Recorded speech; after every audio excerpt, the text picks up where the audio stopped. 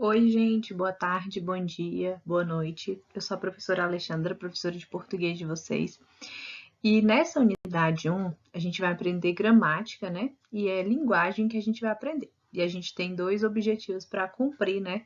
Durante esse estudo, né? Na unidade 1. A gente precisa de uma linguagem verbal e uma não verbal. E também a gente precisa identificar as figuras de linguagem. Beleza? Então vamos lá?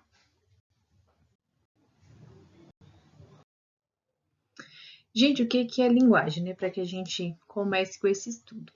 A língua, né? A gente usa a língua como um elemento, né? Um fator muito importante na construção da cultura e da identidade de um povo, né? No Brasil, onde a gente mora, né? A língua oficial é o português, beleza? Só que assim, não existe apenas a língua portuguesa, né? No Brasil. Tem as línguas indígenas também, né? Tem algumas assim que, por exemplo, só 5 pessoas, né, conseguem falar essa língua, né, essa língua indígena. Então, como a gente tem muitas, né, fica aquela coisa bem variada, né, na nossa língua. Fora, né, tantos imigrantes, né, que moram no nosso país e trazem a língua deles, né, para o nosso país. E também tem a língua brasileira de sinais, né, que é chamada como Libras, que são usados para aquelas pessoas, né, que não escutam e também as que não falam, beleza? E também tem o Braille, né? O Braille são aqueles pontinhos que as pessoas que são cegas, elas passam, né, o dedo nesses pontinhos e aí eles vão começando a entender, né, um contexto, um texto, uma frase, beleza? E o que é a gramática? Lá na gramática, né, que às vezes vocês podem achar que é só um livro, né? Mas esse livro é muito importante, porque dentro dessa gramática tem todas as regras, né, de acordo com as normas, né, de como é que a gente vai falar. Eu não digo corretamente, né, mas de acordo com certas regras, tá bom? Porque às vezes a gente tem aquele preconceito linguístico, né, de que só o que a gente fala tá certo, ou então só a norma culta, né, da língua que está certa, e não existe isso. Por exemplo, tem as variações da língua. Uma pessoa, por exemplo, que mora em Minas pode falar totalmente diferente de quem mora no DF ou quem mora no Ceará, totalmente diferente de quem mora no Pará. Então, não existe uma língua errada, né? Existe a variação da língua, né? Então, existe uma diversidade, né, dentro da nossa língua, beleza? E o que acontece, né? Tem algumas concepções da linguagem. Tem 3 possibilidades distintas de conceber a linguagem. Número 1, linguagem como expressão do pensamento, linguagem como instrumento de comunicação e a linguagem como forma ou processo de interação. E o que é a linguagem verbal e a linguagem não verbal? A linguagem verbal eu vou usar apenas palavras, né, ou textos. A linguagem não verbal são aquelas imagens, né, que através dessas imagens eu vou conseguir me comunicar com alguém. Vamos pensar na placa de trânsito, né? As placas de trânsito, algumas têm uma coisa, outra escrita e algumas só têm um desenho. Então, por conta daquele desenho, a gente consegue entender qual que é a mensagem que aquela placa quer passar, né? Então, ela está usando a linguagem não verbal, beleza? Gestos também pode contar, né, como linguagem não verbal, né? Eu não estou falando, eu não estou escrevendo, mas eu estou conseguindo me comunicar com alguém, beleza? Olhares, expressão facial, ó, o tom de voz, né? Então, tudo isso envolve a linguagem não verbal. E aí, gente, a nossa língua, né? Todas as línguas, elas sempre têm as transformações, beleza? Diversos aspectos de um idioma podem se alterar ao longo do tempo, como, por exemplo, a ortografia, né? Que é a escrita das palavras, a semântica, que é o significado das palavras, o léxico, né? Que é o conjunto de palavras, né? Que constantemente novas palavras são criadas ou entram na língua, né?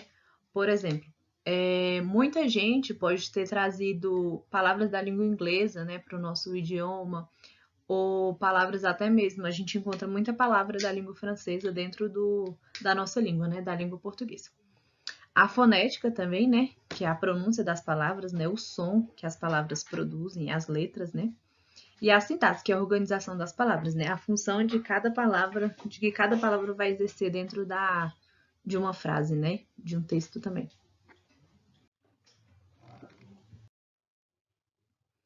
A língua, a gente apresenta também variedades associadas a diversos aspectos, né? Igual eu falei para vocês sobre a variação geográfica, né? Que eu estava falando para vocês sobre pessoas que aqui no DF falam de um jeito, em São Paulo fala de outra, em Manaus fala de outra, no Ceará fala de outra. Então, por isso que tem essas variações, né? Que pode ser chamada tanto de variação regional quanto a variação geográfica. Tem também a questão da variação social, né? Pessoas que estudam, né? Elas tendem a falar mais de acordo com a norma da gramática do que pessoas que não tiveram oportunidade de estudar, né? Ou não buscam esse conhecimento de acordo com as regras, né? E, pessoal, existe uma coisa chamada funções da linguagem, né? Às vezes a gente acha que a linguagem ela só existe para transmitir informações, né? Mas tem outras, né? Tem esses 6 tipos de função que a linguagem exerce, né? Tem a emotiva, conotativa, fática, referencial, metalinguística e a poética, tá bom? Mais para frente a gente vai aprender mais detalhadamente quais são elas. Qual que é a função emotiva, né? Ela está centrada no próprio emissor, ou seja, quem está falando, né? E vai exprimir todas aquelas as emoções, né, que ele quer transmitir através da linguagem, os sentimentos, né? A função apelativa, que também pode ser chamada de conotativa, ela vai dar ênfase no interlocutor, ou seja, as pessoas que estão ouvindo a mensagem ou lendo essa mensagem, beleza? Normalmente isso ocorre nos textos publicitários, né? Nas propagandas, nos jornais. A função referencial, a ênfase dela é no contexto, né? Ou seja, no assunto, né, que está circulando naquela mensagem, né, naquela comunicação. Normalmente acontece nos textos jornalísticos, né? Quando a gente lê a televisão ou compra um jornal, uma revista, sempre tem um texto, né? Tem um contexto, né, por trás dessa linguagem. E aí, essa função referencial, ela serve para isso, né? A função metalinguística, a ênfase é no código, né? Ou seja, um filme que fala sobre a arte de fazer cinema, um poema que explica o fazer poético. Então, assim, são 2 tipos de linguagem, né, dentro de uma só. Por isso que a gente fala que é metalinguística. Também tem a função poética, né, que a ênfase dela é na mensagem, né? Qual é o tipo de veículo que eu vou conseguir passar essa mensagem? Vai ser numa prosa? Vai ser numa poesia, né? Numa publicidade? E o que é a semântica? A semântica, né, é o significado que as palavras vão ter dentro de um contexto, né? A gente fala que é o sentido das palavras, né? Existem 2 coisas que a gente usa muito para escrever textos, né? Para conversar também. Tem a sinonímia, né? Que são os sinônimos, né? Palavras que têm quase o mesmo significado, para que a gente não repita. Por exemplo, se eu falar assim, a minha residência foi comprada o ano passado. O lá em que eu moro está sendo reformado. Então, vocês percebem que eu falo sobre uma mesma coisa usando 2 palavras, né, que são bem parecidas, por isso que a gente usa os sinônimos. Já os antônimos são palavras opostas, né? Por exemplo, alto, baixo, escuro, claro. Então, sempre quando a gente for escrever um texto, normalmente a gente usa, né, essa questão dos sinônimos e também quando a gente vai conversar, né, sobre coisas opostas, a gente pode usar os antônimos. O que é a polissemia, né? Poli lembra muitos, né? Semia é sentido. Então, são muitos sentidos que aquela linguagem, né, que aquele contexto pode apresentar para a gente. Por exemplo, quando a gente pega uma charge, né, que é um texto do tipo humorístico, ela pode tentar transmitir uma coisa para mim, mas para vocês pode ser outra, né? Por isso que a gente fala sobre essa questão da polissemia, né? Esses múltiplos sentidos, né? Existe uma coisa chamada figura de linguagem, que é o segundo tópico que era o objetivo da gente nessa aula, né? E para que servem as figuras de linguagem? Elas são estratégias, né? Que o orador, ou seja, a pessoa que está conversando, a pessoa que está escrevendo aquele texto, pode aplicar no texto, né? Ou na fala, para conseguir um determinado efeito na interpretação do ouvinte. E aí, essas figuras de linguagem, elas são divididas em 4 tipos. Tem as figuras de palavras, né? Que também podem ser chamadas de figuras de tropos. Figuras de pensamento, figuras de construção ou figuras de sintaxe, e também tem as figuras sonoras. beleza? E aí, gente, o que é uma figura de palavras, né? É transposição do sentido literal das palavras para o sentido figurado. E aí a gente vai ter alguns, como a comparação, a metáfora, a catacrese, metonímia, né? Antonomasia e a sinestesia. Tem as figuras de pensamento, né? Que é a introdução de uma ideia diferente daquela que a palavra apresenta. Pode ser uma antítese, um paradoxo, né? Um eufemismo, uma ironia, que a gente usa muito, né? Uma prosopopeia, que é a mesma coisa que personificação, dentre outras. Também temos as figuras de construção, né? Ou de sintaxe, mudança na estrutura da oração. Elipse, zeugma, pleonasmo, né? Que às vezes a gente usa muito essa questão do pleonasmo. Assíndeto, anáfora e por aí vai. E também a gente tem o quarto tipo, né? Que são as figuras sonoras. Elas vão gerar sons, né? Durante essa comunicação ou durante esse texto. Que é a literação, a assonância, onomatopeia, que a gente usa bastante nos gibis, né? E também a paranomásia. Pessoal, e para a gente começar, né, com essas figuras de palavras, né? Que é quando a gente muda, né, o sentido literal de alguma coisa para o sentido figurado, tem a comparação. A comparação eu vou comparar dois elementos, né? Normalmente são de meios diferentes, beleza? E também tem a metáfora. A metáfora é o emprego de uma palavra fora do seu sentido próprio, né? Podendo ter como base uma comparação subentendida, né? Na comparação, vai ter lá, né, uma comparação bem explícita. Já na metáfora é uma coisa mais subentendida. O que é a catacrese? É a utilização de um termo fora do seu sentido literal. Por exemplo, quando eu falo manga da camisa, não seria literalmente, né, a fruta manga ali na nossa camisa, né? Ou costas da cadeira, né? As cadeiras, elas não têm costas igual o ser humano, né? Ou uma cauda do piano, o piano não tem uma cauda igual um animal, né? Por exemplo. Então, a gente sempre usa... como a gente não tem uma palavra apropriada para aquilo, a gente já usa uma que já existe, né? E aí, gente, o que é a metonímia, né? Ela é diferente da metáfora, ela vai substituir, né? Algum elemento, né? Por outro, qual se mantém uma relação de correspondência, né?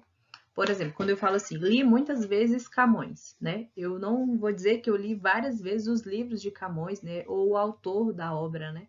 Eu já coloco um nome que faz referência a ele, beleza? Temos também a antonomásia, né? Que é a substituição de um nome por uma expressão que identifica a coisa ou a pessoa. Normalmente a gente vai enfatizar a qualidade, né? Um fato notável, né? Pelo qual essa pessoa é conhecida, ou esse lugar. Quando eu falo assim, moro no país do futebol, eu não preciso dizer que é o Brasil, né? Porque a gente já conhece. E quando eu falo assim, o repórter de Canudos. Euclides da Cunha foi um... Vocês vão aprender em literatura depois, mais pra frente. Euclides da Cunha foi um autor que falou muito sobre essa questão da Guerra dos Canudos, né? E aí, quando a gente fala o repórter de Canudos, quem já tem um conhecimento dessa área já faz essa referência para o Euclides da Cunha. O que é a sinestesia? É quando a gente mistura as sensações, né? Dentro, igual a gente tem no corpo humano, que é, por exemplo, o paladar, o olfato, a audição, e produzir uma forte sugestão, ou seja, dentro do contexto, né? Dos textos que estão sendo escritos, né? Por exemplo, o autor Castro Alves, que também vocês vão aprender lá no terceiro ano do médio, ele associa muito essa questão, né, da audição e do tato. Então, sempre quando a gente falar sobre os sentidos, né, do ser humano, a gente lembra da sinestesia. E aí, agora as figuras de pensamento, né, quando a gente emprega, né, ideias diferentes daquelas que normalmente a palavra, né, ou expressão, ela sugere numa frase. O que é a antítese? São palavras ou expressões de sentidos opostos para caracterizar um mesmo elemento, né? Que acaba realçando, né, essa contrastação, né, essa oposição de significados. Por exemplo, de vós me aparto, ó vida, em tal mudança. Sinto vivo na morte o sentimento. Normalmente aí tem Camões, né? A gente consegue perceber que a vida e morte são coisas opostas, né? Então, por isso que foi empregada essa antítese. O que é um paradoxo, né? É quando trata de uma antítese que mais reúne do que opõe as ideias contrastantes, né? O paradoxo, o antítese são palavras opostas, o paradoxo são ideias opostas. Por exemplo, quando eu falo assim também, Camões. Amor é um fogo que arde sem se ver, é ferida que dói e não se sente, é um contentamento descontente, é dor que desatina sem doer. Ou seja, eu tenho ideias opostas, né? Lembrando que em antítese eu tenho palavras opostas e no paradoxo eu tenho ideias opostas. O que é o eufemismo? Ele vai suavizar aquilo que a gente quer falar. Por exemplo, era uma estrela divina que ao firmamento voou. Ao invés de eu falar que essa estrela divina morreu, eu uso essa expressão, né? Que ao firmamento voou. A gente pode usar também a palavra descansar, né? Então, para que a gente suavize melhor algo que eu quero dizer, né? Eu vou usar esse eufemismo. O que é a ironia? A ironia que a gente usa bastante, né? Acho que é bem conhecida. É quando ocorre, ela ocorre, né? Quando se diz o contrário do que se pensa, né? Normalmente com a intenção sarcástica, né? Quando a gente usa o sarcasmo, a ironia. Ah, estou farto de semideuses. Onde é que há gente no mundo?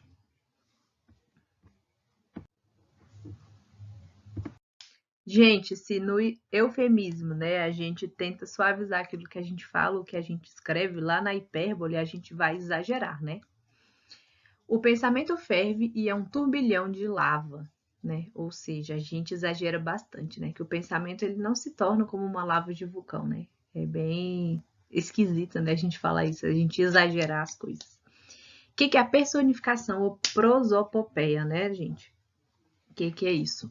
Ela ocorre quando a gente atribui ações, sentimentos, qualidades, né, do próprio ser humano a seres inanimados, né, ou seres que nem existem de verdade. Por exemplo, o pão chega pela manhã em nossa casa. O pão ele não tem perna e chega na nossa casa e aperta a campainha e diz, né, que já está na nossa casa. Isso não ocorre.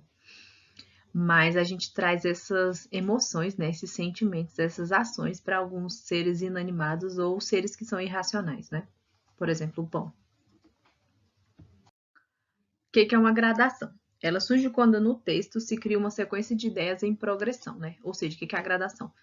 Vai uma coisa gradativamente, né, aumentando ou diminuindo. Por exemplo, e quanto seria tudo? Ia ele pensando. Casas, apólices, ações, escravos, roupa, louça, alguns quadros, que ele teria na corte, porque era um homem de muito gosto, tratava de coisas de arte com grande saber. Ou seja, gradativamente a gente foi contando o que tinha, né, nessa herança, né, segundo esse texto. E, gente, o que é apóstrofe, né? É aquele termozinho que a gente usa para chamar alguém em uma frase ou em algum texto, né? Ou quando a gente está conversando com alguém, beleza? Quando ele fala assim, ai, Nise amada, se este meu tormento, se estes meus sentidíssimos gemidos, né? Nise amada é o termo que ele está usando, né? Esse autor, né? É o eu lírico que a gente fala, tá usando para chamar alguém no texto dele, né? E o que são as figuras de construção de sintaxe, né? A parte 3 dessas figuras de linguagem. Caracterizam por apresentar determinadas mudanças na estrutura comum das orações. As orações, né, elas existem em ordem direta, quando a gente coloca sujeito, verbo, complemento e adjuntos, isso aí a gente vai aprender melhor nessa parte da gramática, né? E também tem a ordem direta, né, quando não tem essa sequência, né, lógica das orações. E tem algumas dessas figuras, né, de construção de sintaxe. O que é o hipérbato? Ele é uma inversão simples ou mais acentuada dos termos em uma oração, ou seja, ainda dá intercalação de palavras ou frases no meio de expressões. Elas não vão vir em ordem direta. Por exemplo, viveu há muitos e muitos anos, num distante país, um homem agraciado pelos deuses com dons extraordinários.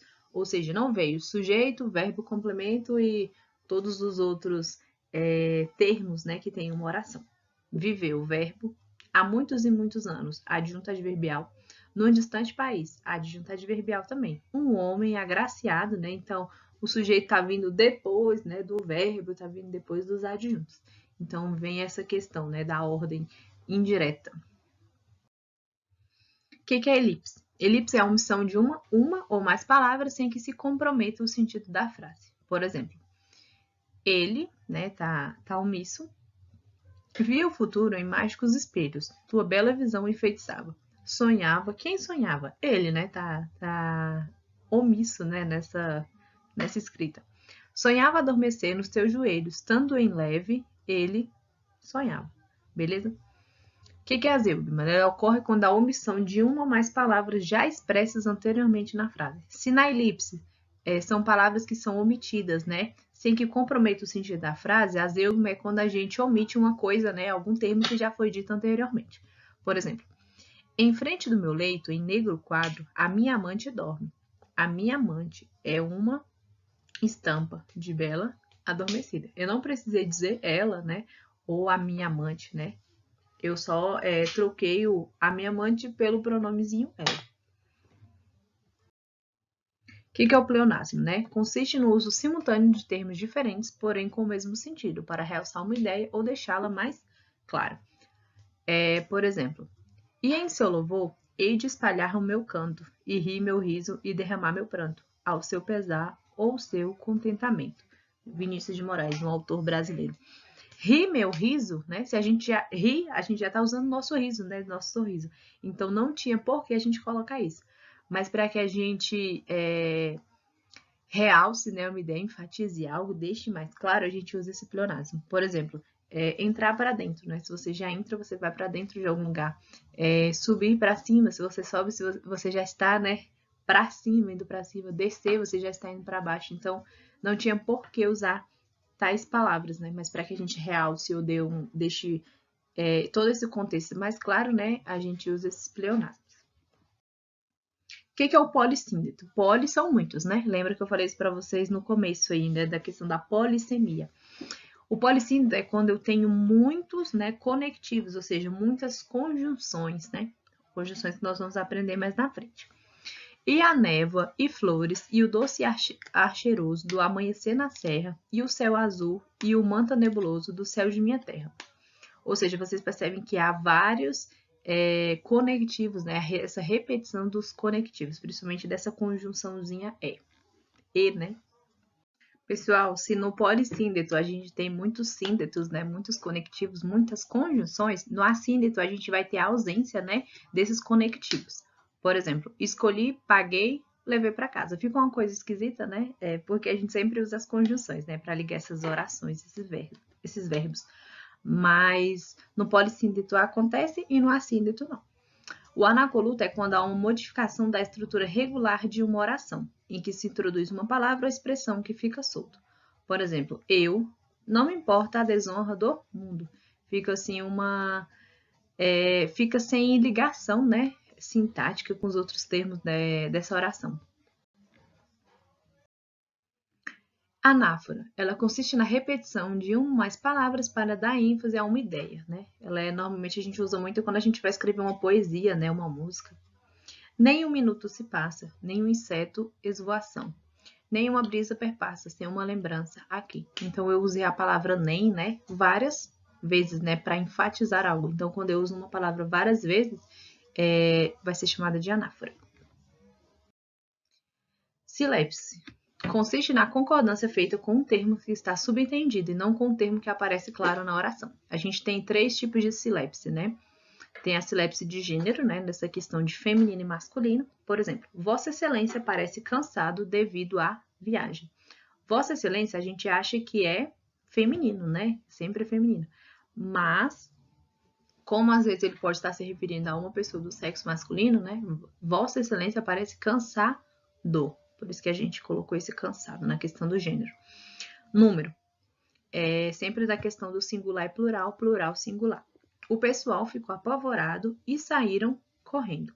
O verbo sair, ele teria que concordar, se a gente for pensar assim, com a palavra o pessoal, né? O termo o pessoal. Mas como é algo que a gente, assim, é sugerido, né? Que esteja no plural, esse verbo também foi para o plural. Pessoa. Os brasileiros gostamos de futebol. Nesse caso, seria assim: os brasileiros gostam de futebol. Mas como eu estou fazendo essa referência, né, a nós, né, de maneira subentendida, por isso que ficou assim, né? Os brasileiros gostamos de futebol. O que são as figuras sonoras, né? Elas vão trazer esse efeito sonoro, né, esses sons para a comunicação, para a escrita. Existe a aliteração, ela consiste na repetição dos mesmos fonemas consonantais, ou seja, dos mesmos sonzinhos de consoante. Ó velho vento saudoso, velho vento compassivo, ó ser vulcânico e vivo, taciturno e tormentoso. O que acontece? A gente percebe que tem as mesmas repetições dos sons das consoantes, né? O V, o S e o T. Assonância, né? Repetição de fonemas vocálicos, né? Se na literação a gente tem esses fonemas consonantais, nesse caso da assonância a gente vai ter os fonemas vocálicos, né? Nas sílabas tônicas. Soluçou o peito ardente, sentiu que a alma demente lhe desmaiava de tremer. Embriagou-se de enleio e no sono daquele seio pensou que ele ia morrer. Então eu tenho esses, vai criando, né, um efeito sonoro. E, para terminar, nós temos a paronomásia. Trata-se de uma figura que explora os parônimos, isto é, palavras semelhantes ou iguais na pronúncia, mas diferentes no significado e às vezes também na escritas. Os magnetes atraem o ferro, os magnatas o ouro. Às vezes a gente acha que a palavra ela tem o mesmo significado porque ela é falada, né, ou escrita da mesma forma, mas geralmente isso não ocorre, né? Sempre são, a gente acha que pode ser um sinônimo e na verdade podem até ser antônimos, beleza? Existe também outra coisa chamada onomatopeia. Eu falei lá no início para vocês que quando a gente vai ler um gibi, né, essas histórias em quadrinhos normalmente tem os sonzinhos, né? Tem aquele Zzinho, né, que quando a pessoa tá dormindo, né, em cima da cabeça dessa pessoa. Quando a pessoa xinga, né, aparece bombas, aquela caveira, né, que significa perigo. Então, a gente usa essas onomatopeias para a gente dar esse efeito sonoro, né, no texto. Beleza? Pessoal, bons estudos para vocês, viu? E qualquer duvidazinha, assistam essa aula novamente. Beleza? Até mais!